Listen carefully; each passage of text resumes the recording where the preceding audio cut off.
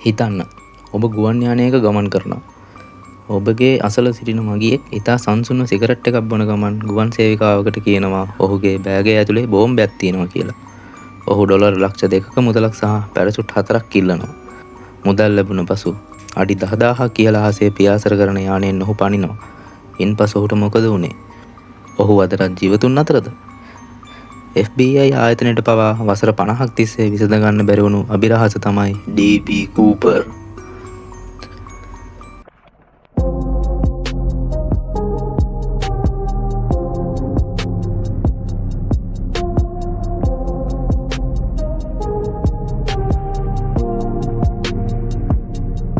එක්දස් 971 වසරේ නොවැම්බර් 24 වෙනිදා කළු පැහැති ඇඳුමකින් සැරසුණු පුද්ගලයෙක් ඩෑන් කූපර් යන නමින් ගුවන් ටිකට් පතක් මිලදී ගන්නවා.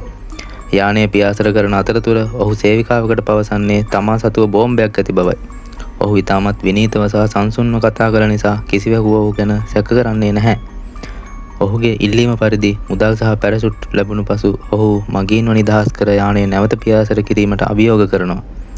යානය අඩි 10000ක් ඉහළින් අධික වර්ෂාව සහ සීතල මැද පියාසර කරන අතරතුර කූපර් යානයේ පිටුපස දොර විවෘත කර මුදල් මල්ලත් සමග අඳුරට පනිනවා. එතෙන් සිට ඔහු ගැන කිසිම තොරතුරක් නැහැ.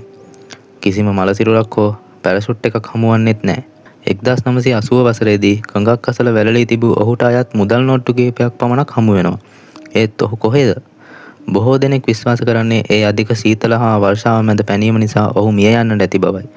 නමුත් තවත් පිරිසක් කියන්නේ ඔහු අතිදක්ෂ හමුදා පැරෂුට්කරුවෙක් බවයි. FBI ආයතනය පුද්ගලයන් 800කට වඩා පරීක්ෂා කළත් නියම DB කූපර් කවුදයි අදටත් සොයාගෙන නැහැ. 2016 වසරේදී FBI ආයතනය නිල වශයෙන් මේ පරීක්ෂණය නතර කරා. ඒ ඉතිහාසයේ එකම විසඳිය නොහැකි ගුවන් කොල්ලකෑම ලෙස ඉතුරු වුණා. DB කූපර් කියන්නේ වීරයෙක්ද? නැත්නම් දක්ෂ අපරාධකරුවෙක්ද?